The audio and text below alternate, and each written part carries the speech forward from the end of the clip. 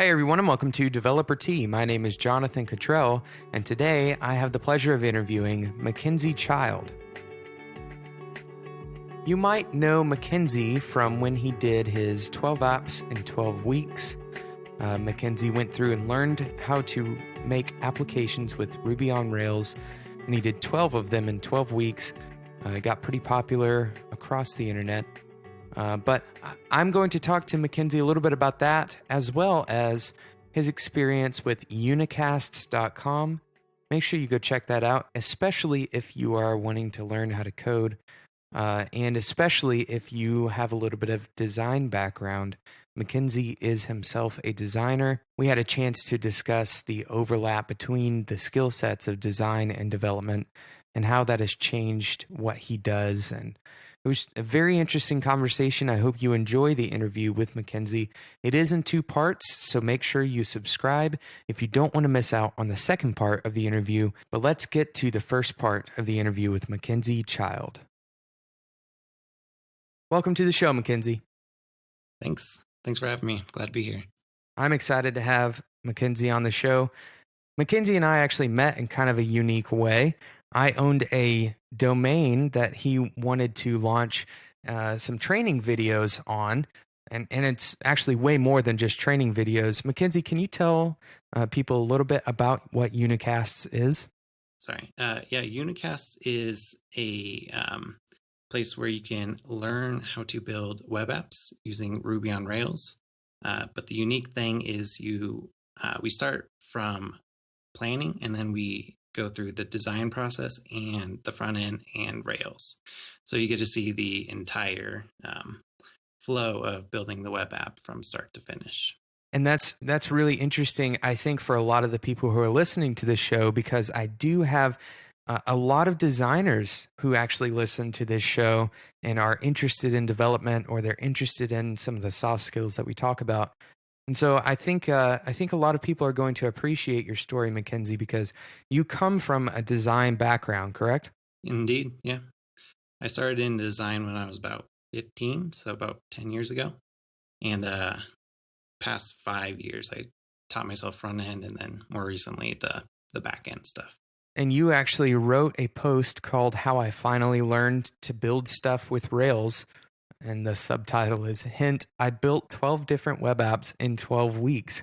And this is what you called your 12 in 12 challenge, right? Yes. And what was so cool, this is actually how I first heard Mackenzie's name. And then after that, he emailed me about the URL. This article is so cool because it embodies the spirit of figuring out the how later.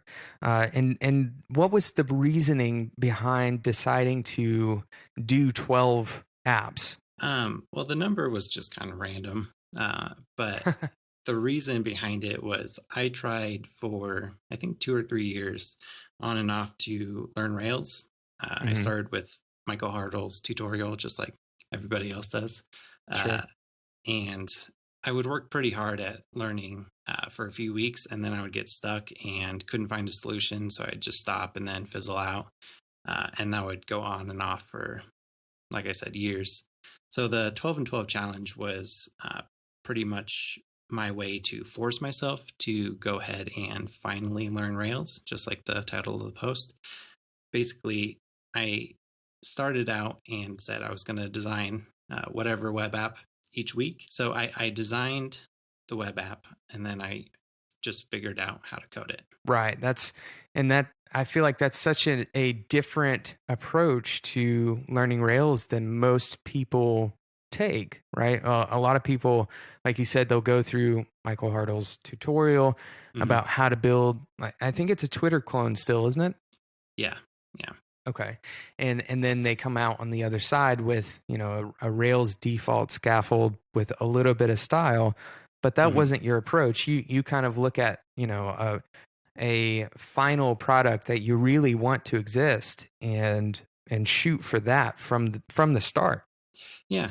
So I pretty much just thought of various web app ideas, and then just picked the one I wanted to do that week, and did a lot of Googling and Stack Overflow, and just figured out how to get it up and running. Stack Overflow is all of our friends. Oh, very much. This isn't the only content that you pose a challenge to your readers and your viewers. In fact, in one post, you give 20 challenges for people to get up and do something that they wouldn't normally do, something that makes them uncomfortable, like give a speech or visit a new country. So, would you mind talking a little bit about how to have a concrete challenge, how that has impacted your work, and how being uncomfortable has impacted your work? Yeah, definitely. The whole idea behind that post was basically when you're comfortable, you're not growing and you're not learning. You're not really dying, but you're just kind of like plateaued, if that makes sense. So stepping out of your comfort zone and like forcing yourself to learn how to do something or just doing something new. What I found the best way to do that is to challenge myself to do it. And by that, I mean publicly announce that I'm going to do something by X date. Um, and I found Mm. that that helps me actually stick to my commitment. Because if I just said, hey, I'm going to build a web app in the next month or so, then life would get in the way and that would never happen. But when I announced it on Twitter and Facebook and all those other things, then failing took more of a toll, if that makes sense. Yeah, it has like a social consequence. Social consequence. Yes, exactly. I think another thing that this harkens back to is, if you're going to go to the gym, it really makes a lot of sense to have somebody who is like your accountability partner, or in some way, you tell someone, make it public or at least semi-public, make someone else keep you accountable to that promise. Because if Hmm. Mackenzie had said something like, I'm going to build a web app in a month, and didn't fulfill that, then the social consequences, people know that he failed. And that's uncomfortable. We don't want people to know that we failed. And if we make a commitment to do anything, whether it's go to the gym or learn Rails, if we have some sort of motivation to not fail that has that social consequence, rather than just, obviously there's a little bit of a consequence of failing to ourselves, right? We don't Hmm. feel good when we fail. And if we let ourselves down, there's a little bit of negative emotion to that. But it's significantly more effective if somebody else is the person who sees you fail. Exactly. That's really, really interesting to me.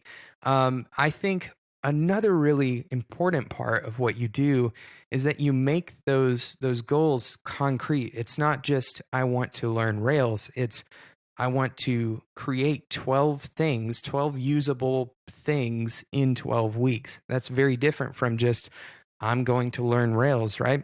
Because Hmm. you know, who says that they have now learned Rails? At what point can you say, I have accomplished that? It's kind of difficult, right? I don't think you ever stop, or I don't think there's ever a point where, like, I know Rails. Like, I'm Right. better Yeah. at Rails now, but I'm definitely never going to stop learning. There's just too much. And that's the problem with setting those kind of ethereal goals, like I want to learn how to write JavaScript. Well, when you've written one line of JavaScript, then have you learned to write JavaScript? Probably Hmm. not. Probably not effectively, at least. Yeah, definitely. Great. So let's take a quick sponsor break, and then I'm going to come back and talk to you about commitment and being overcommitted. Yeah, let's do it. Today's episode is sponsored by Raygun. If you're wanting to detect and diagnose errors and crashes in your software applications, and even find problems that you didn't know existed to improve your software, I highly recommend trying out Raygun.io. Raygun is one of the very first gems I add to my gem file on pretty much every new Rails project I create. But it's not just limited to Rails projects. Raygun works with all major web and mobile programming languages and platforms. And you can set it up with a few lines of code, and there's a free 30-day trial. An essential tool for every software developer, Raygun covers mobile and web development and is used by some of the world's largest brands and software development companies. It really does only take a few moments to get started and find errors you didn't even know were present in your code. Raygun works with things like Slack to make sure your team gets updates when and where they are already working. Catching errors early means improving the overall quality of your software and keeping your users happy. And there's a free trial, so no excuses. Go sign up today at raygun.io. So I've been talking with Mackenzie Child, the creator of unicast.com, about having challenge in our lives and how that pushes us, and not just any kind of challenge, but having concrete challenges, and how that pushes us to learn and to continue not being dead, I guess is one way to put it, but to continue advancing in life, to continue getting to places that we want to go. Very few of us, very few people listening to this podcast certainly want to stay in the same place that they currently are. Most of us have goals, we have aspirations, and so often comfortability can be the enemy of those aspirations. But that also can lead to another problem with overworking, and that is being overcommitted. So in a recent post, Mackenzie, you admitted to your audience that you were overcommitted. And I love this post because it's such an honest portrayal of the human side of this kind of work. I typically produce 4 episodes of Developer Tea per week, which is a ton of work. In fact, you and I were talking about this before we started recording the episode. Finding balance is such an important part of the media creator's life. Absolutely. What straw finally broke the camel's back, so to speak, and pushed you to back the production schedule down a bit for Unicasts? My wife, honestly. I was spending so much time between my full-time job and Unicast that I was just constantly stressed out, trying to meet deadlines that I forced upon myself. And it was just so much stress, and I wasn't spending enough time with my family and friends, or really any time with my family or friends. But I was just working nonstop, and I just knew if I continued, I would burn out very, very quickly. Absolutely. Yeah, I can relate to this because there have been many times when I would walk downstairs and it's, 10 o'clock at night, and I had been working since 7 o'clock that morning. And I record upstairs, by the way. So I have my office upstairs, and then I walk down the stairs, and my wife has made dinner, and which sounds very typical, but I walk downstairs, and she says, "I feel like I haven't seen you all day," and she and I actually work together in the same place. And so it's kind of a strange feeling to feel distance between us because of work. And it's definitely something that I have to keep in check because my brain is engaged with, the media creation process. So it doesn't feel like distance so much to me, and certainly probably feels more like distance to her. Absolutely. It's definitely tough, like you said, finding a balance between the two, especially when you do something that you enjoy doing. Because it doesn't feel like work. You don't feel like you need to take a break until you're just mentally exhausted. Right. Yeah. And with your close relationships, it's easy to take for granted that you are enjoying yourself, so you kind of expect them to be on the same kind of wavelength with you, if you want to call it that. But to kind of understand and appreciate or agree with that enjoyment level. But in reality, sometimes my wife is just waiting on me to finish whatever I'm doing. And listener, your husband or wife might be just waiting on you to finish whatever you are doing. And it's difficult to see that until you can sit down and have an honest conversation with them, right? It's sometimes you just have to sit down and say, "Hey, look, like, how do you feel about my workload? Is it stressing you out?" Because for me, actually, a heavy workload doesn't often stress me out because I enjoy what I do, right? Yeah. There's other casualties along the way. Whenever I am overworking, I can't just think about, am I tired or am I getting fatigued by this? Yeah, absolutely. Well, in the next episode, Mackenzie, we're going to talk a bit more about your learning process and what brought you to the point of being able to learn how to create 12 apps in 12 weeks. You definitely did something that a lot of people who are listening to this show, and frankly, a lot of people who aren't even listening to this show, want to do. They want to learn how to be a developer. They want to be able to create usable things with, Rails or any other framework for that matter. And so in the next episode, I want for you to share with us a little bit about how you learned.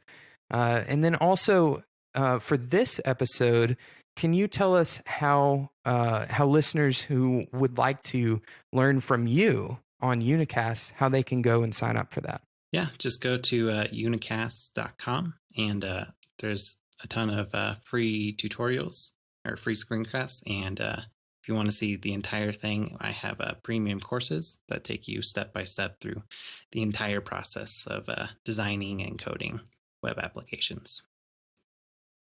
At the very least, everybody who is interested in becoming a developer, I would recommend that you start with that 12 and 12, because Definitely. that's where you're at right now, right? That's and learning from somebody who is in the same place as you, or is just beyond the same place as you. Research says that they're going to be able to teach you better than somebody who is years down the road in their career.